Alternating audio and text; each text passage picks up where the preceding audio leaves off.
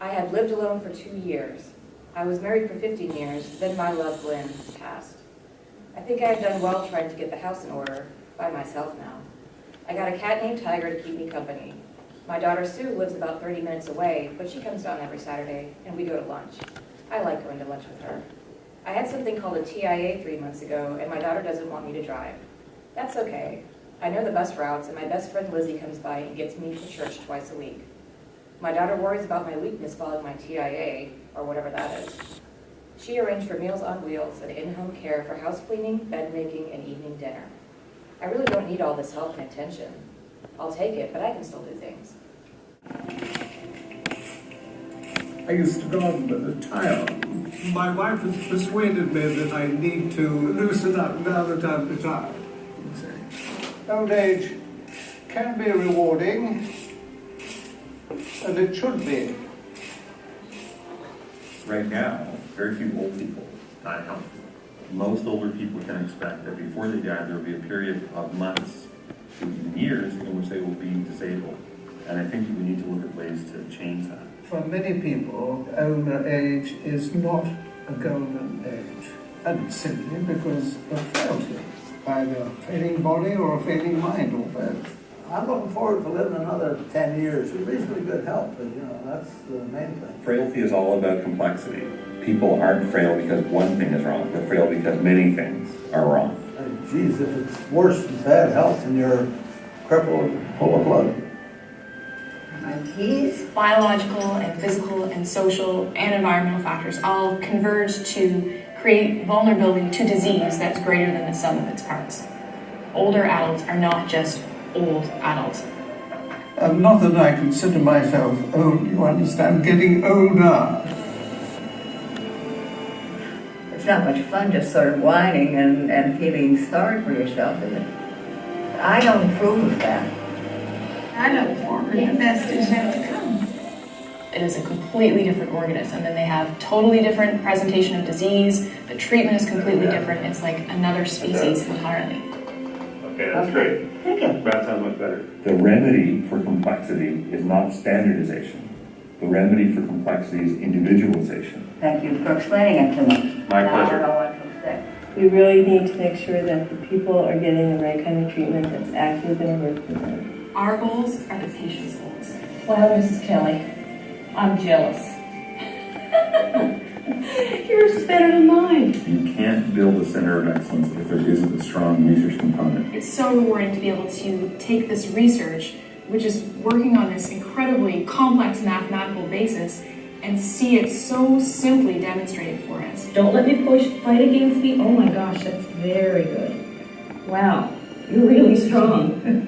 Keep that I don't up. want to be down, I want to be up. Good. That's the best way to be. Good for you. Yeah. This is one of the coolest things. This is probably the biggest thing that we've found out in the last 10 years. The pattern at which people become more or less socially vulnerable is exactly the same as the pattern in which they become more or less frail, which is exactly the same as the pattern by which they become more or less cognitively impaired. It's the same model.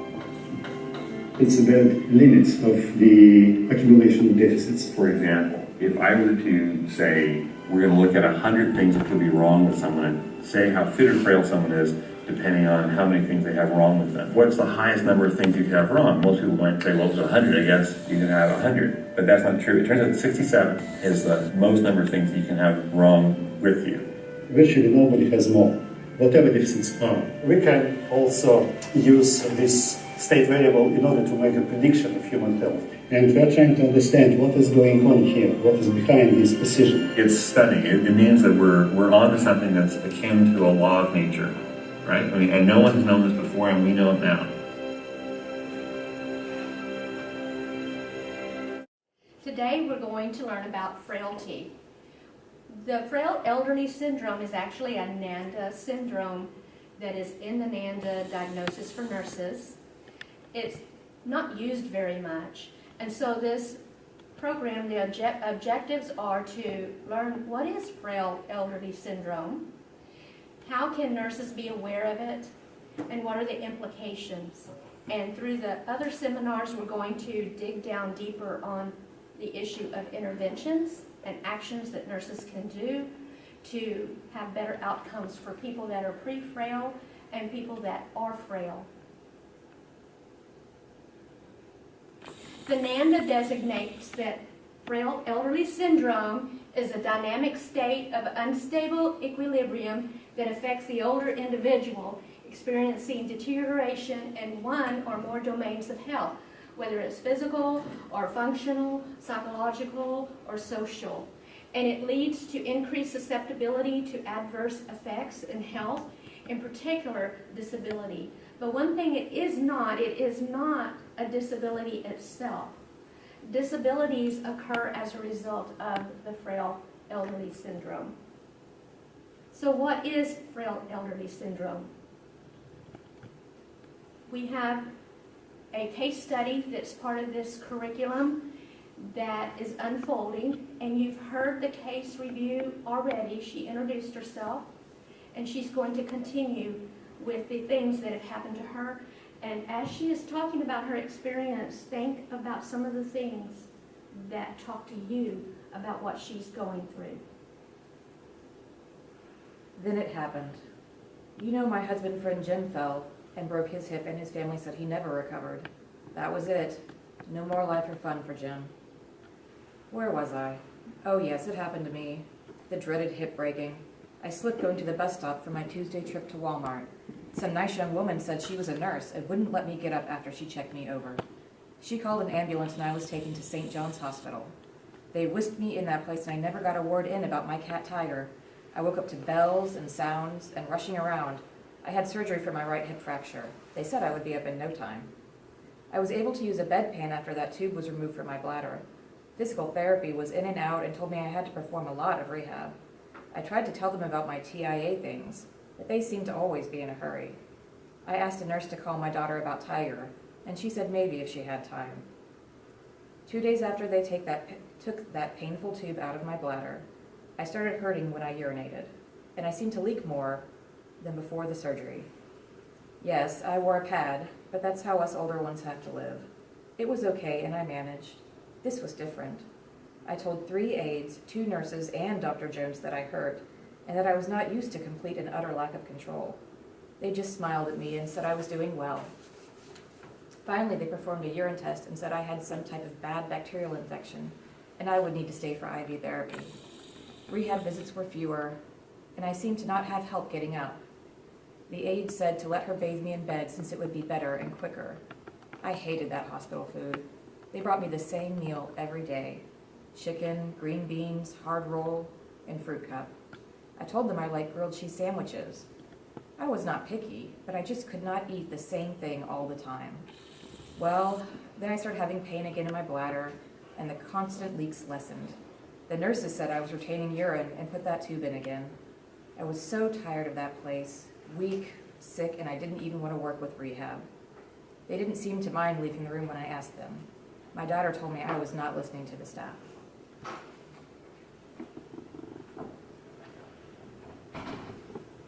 As we think of the frail elderly syndrome, well, what is it?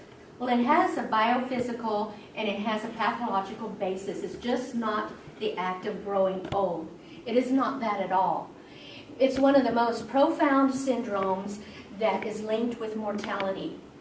And studies have shown that if you exclude individuals with chronic conditions, 7% of the population over 65 is going to have frail elderly syndrome or some type of frailty. 20% for folks that are over 80 years of age. That's a lot.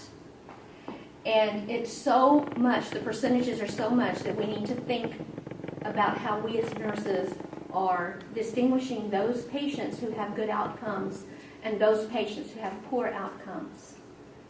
Most notably revealed by the Frail phenotype is the medical model of the frail elderly syndrome.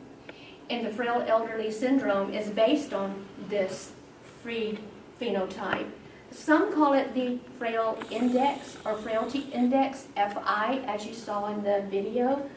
Scientists and researchers have really done a lot of work in this field. However, there's not a consensus when it comes to treatment, and it's getting closer and closer to having some kind of consensus I think that nursing should be out there in front to understand what it is and to treat and to take care of their patients that have frail elderly syndrome. There are risk factors that happen that precipitate frail elderly syndrome. It's a cascade of changes that are like insults and assaults towards the patient. It promotes inflammatory factors, and some of these inflammatory factors are the same ones you see in cancer. So it is a biological, pathological condition that happens on a cellular level. It's not just getting old. So again, we have to think of our biases with the aging process. When the inflammatory factors happen, it is dispersed to all the major organ systems. And the body's affected by numerous stressors. And then the frailty phenotype just emerges. And these 5 things are crucial for distinguishing who is frail and who is pre-frail and who is not frail. Weakness, weight loss, exhaustion, low activity, and slow performance. And these 5 simple things that are characteristic of frail elderly syndrome are the pathological findings that are in agreement with the medical model also. With the medical model, they further distinguish, some of the research has distinguished some of the things that do happen. So the inflammatory factors, remember I talked about those. Some of them are similar to those in cancer.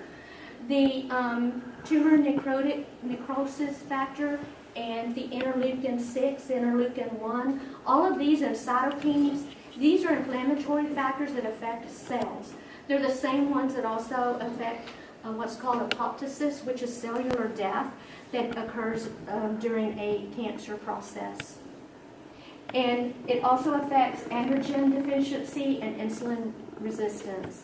One of the factors with frail elderly syndrome is that diabetics have a high risk of having frailty or the frail elderly syndrome when they get a certain age. It causes low muscle mass and composition. As a result, there's low metabolic rate. The malnutrition is an issue, and they can eventually become bedbound. On the other side, there's also other multi-system dysfunctions like comorbidities, like hypertension, cardiovascular disease, maybe there's Parkinson's, maybe there's some dementia or some other things going on too. But they all cascade along with the other factors. There may also be genetic factors. It has been proven that women have been in the population that is at risk higher than men with the frail elderly syndrome, and also the African American population and some of the other ethnicities that have issues with multi-system dysfunction and diabetes and hypertension. And so these research protocols have found a lot of information that helps us as nurses understand what we can do for teaching and better outcomes. So these pathological pathways kind of collide together. And when they collide together, what the result is this frailty phenotype that has the slowness, the weakness, shrinking, inactivity, and exhaustion. And we're going to describe what each one of these are. There is an assessment form that I created for the nursing field that nurses can use, and it's so simple to use, but above all, it's a collaborative form.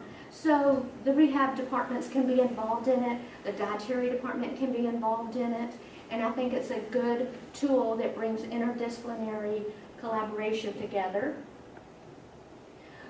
One thing to think about with the geriatric syndromes, and we call them syndromes because it's just not about aging, it's serious. And the frailty, the sarcopenia, one of the things that the issue is weight loss, and even an obese person can have obese sarcopenia, and they can be malnourished and have frailty.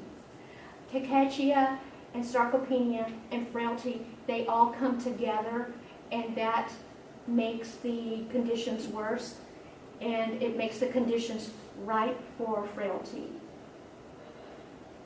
So what I did is I took the NANDA definition of frail elderly syndrome, and I compared it to the medical model factors of frail elderly syndrome. Well, they call it frailty syndrome, and they match up. Do you see how they match up very well? So as nurses, we are right there with the research that's going on, but as nurses, we're not using this diagnosis that's the NANDA approved diagnosis very much. So the activity intolerance, the phenotype is there's an activity intolerance finding. Age, usually they're over 70. Chronic illnesses, comorbidities, at least 2 of them are found in 70% of all frail individuals. Decreased muscle strength and weakness, that phenotype has a grip strength test that screens for the condition. And of course, decreased energy. And do you see how the exhaustion survey for fatigue matches what the nursing factors are? The nursing factors also include the endocrine regulatory dysfunction as a factor of frail elderly syndrome, and so does the medical model factors in research because of the high rate of diabetes and insulin resistance and frailty. And if you go down further, you just see how side by side nursing and the medical field and the medical research is not too far from each other. And I thought that was very interesting and is very hopeful because I think we're on the right track, and we're on the right track to work well with the physicians and be collaborative. One of the issues is unintentional weight loss, and the phenotype finding for that is 10 pounds of weight loss over a year or 5% of the body weight. And then the slow walking, it's a quick test, walking 15 feet, and then you count the seconds, and it's 6 to 7 seconds, depending on male or female and the height of the individual. So again, it's similar, and so is the sarcopenia. And in fact, the phenotype finding, the low BMI is an issue. So we have a nursing form that we can use. It's a tool for the nursing toolbox. It's time for nursing to assess for frailty. This tool can be used in the nursing homes, hospitals, anywhere, the clinics, and it's really easy to use. I think that the education part of it is quite simple. Measuring grips. In most places, the physical therapy department will have this dynamometer, and what they will do is do grip strength 3 times, and depending on the BMI, if it's in these measures and less than, then they're going to get a positive. Again, the grip strength for female and male. Another one is, like I was discussing earlier, the 15-foot walking. If they can go greater than 7 or 6 seconds, depending on the height and the female, then they might be considered frail. So when you think of 15 feet, while you're with the patient in the room and you see how many seconds it takes them to ambulate 15 feet, you can kind of get a feeling of, hey, they may be pre-frail. You can almost see some of these things as you go in your regular assessments.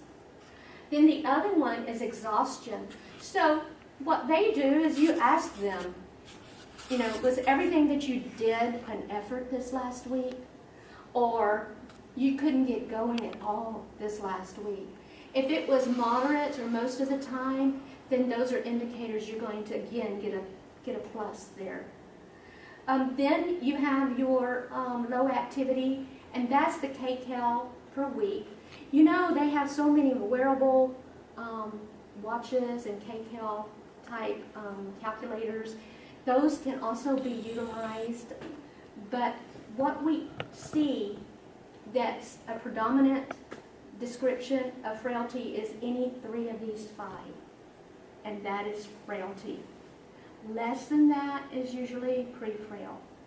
Any 1 to 2. So do you see how we can take an individual, Miss Sally, she would have been considered pre-frail while she was at home, right? And so if she came to the clinic, we would have seen that she was pre-frail. So as nurses, do you see some areas that might have been proactive for Miss Sally even when she initially came into the hospital? Yes. And some of those areas would be listening to her, right? What are some of the things that you heard from her? She was worried about her cat. She was worried about her cat. Things meant something to her. She had some strengths. Yeah. What were some of the other strengths that she had? She was always, She was independent. well, she was very independent. Yeah, she'd go to the bus stop on her own and stuff. So An she'd do her independent, own, run her own errands. yeah. So an independent person already has something on their side, right? That's a strength for them. So if we're able to assess for this early enough, then our goal and outcomes might be to take them from the pre-frail status to keep from becoming frail.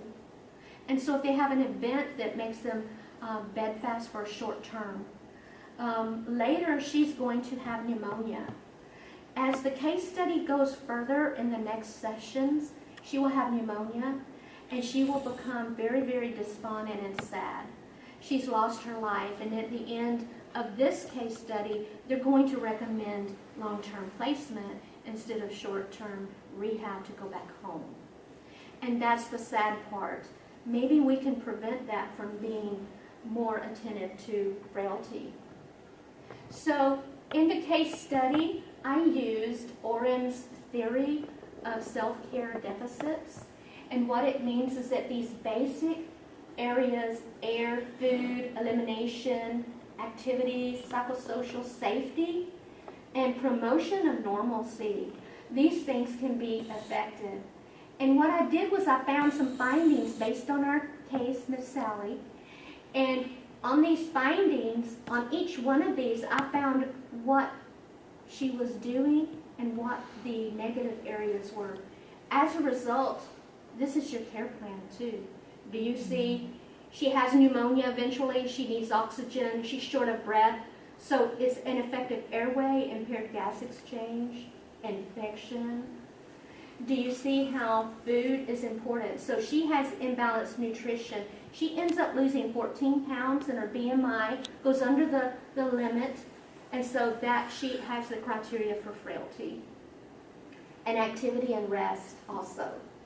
So all of these that are in bold, self-care deficits for dressing, toileting, fatigue, impaired walking, all of these are part of activity and rest that Orem's theory says are basic that humans need. One of the things that I think is important is promotion of normalcy.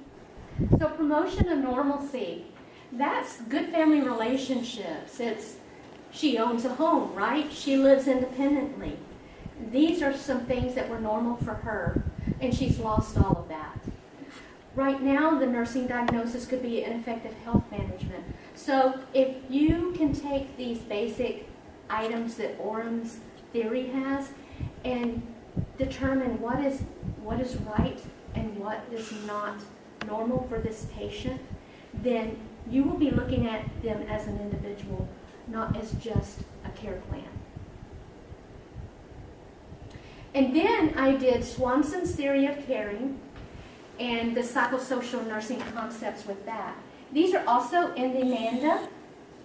And Swanson was a protege of Watson, and some of you did your project on Watson's theory of caring.